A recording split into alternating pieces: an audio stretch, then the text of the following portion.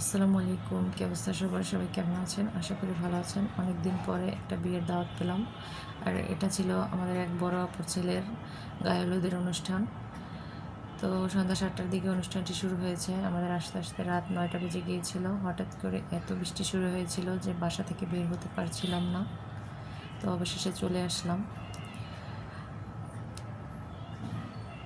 এখানে ছেলেপক্ষ মেয়েপক্ষ দুই পক্ষ মিলেই অনুষ্ঠান হচ্ছিল। আর এটা হচ্ছে গায়ে হলুদের সাজানো ডালা।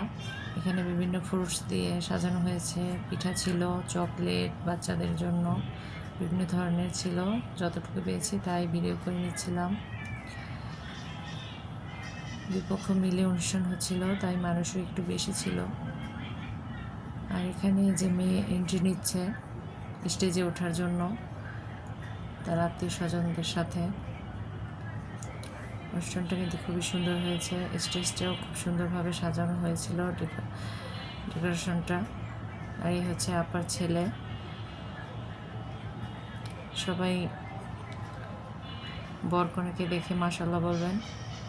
আর এখানে হচ্ছে গিয়ে ফুচকা, চটপটি ফুচকা একদিকে খাওয়া হচ্ছিল। তো আমরা চটপটি ফুচকা খাইনি, সরাসরি খাবার টেবিলেই চলে আসলাম। আর গায়ে হলুদের অনুষ্ঠানে খাবারের আয়োজন ছিল, চিকেন রোস্ট ছিল, ডিম ছিল, পোলাও ছিল। এটাই ছিল গায়ে হলুদের খাবারের আয়োজন।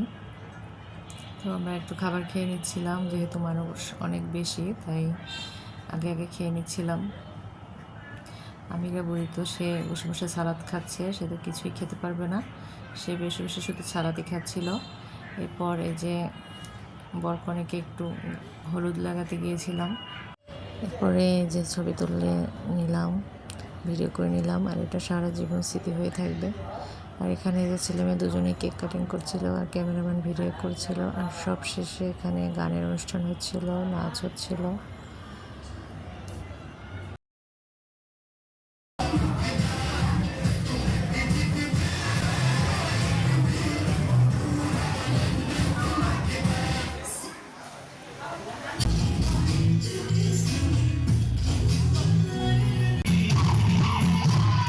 शादी करोगी मुझसे शादी करोगी मुझसे शादी करोगी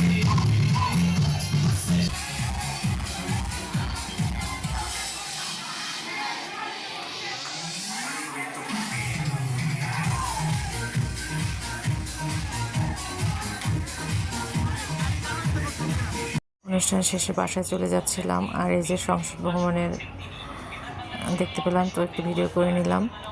তো পরবর্তী ভিডিওতে দেখা হবে। আল্লাহ হাফেজ। ভিডিওটা এই পর্যন্তই। সবাই ভালো থাকবেন।